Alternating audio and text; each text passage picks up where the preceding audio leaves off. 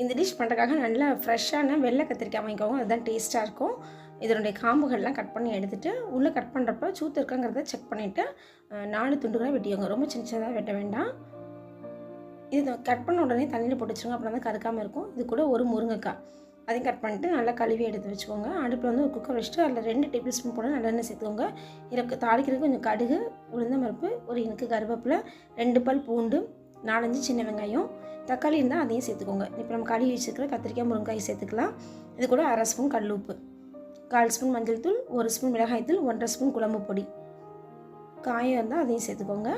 இது கூட 2 கரண்டி போல் புளி தண்ணி சேர்த்துக்கோங்க, 1/2 டம்ளர் தண்ணி, அவ்வளோதான். எல்லாத்தையும் பிரட்டிட்டு குக்கர் மூடி ஹையில் வச்சுருங்க. சவுண்ட் வந்து சிம்மில் வச்சுட்டு ஒரு 7 மினிட்ஸ் கழிச்சு நீங்கள் ஆஃப் பண்ணிட்டீங்கன்னா எண்ணெய் தெரிஞ்சு கத்திரிக்காய் முருங்காய் புளிக்குழம்பு ரொம்ப சூப்பராக தயாராகிடும்.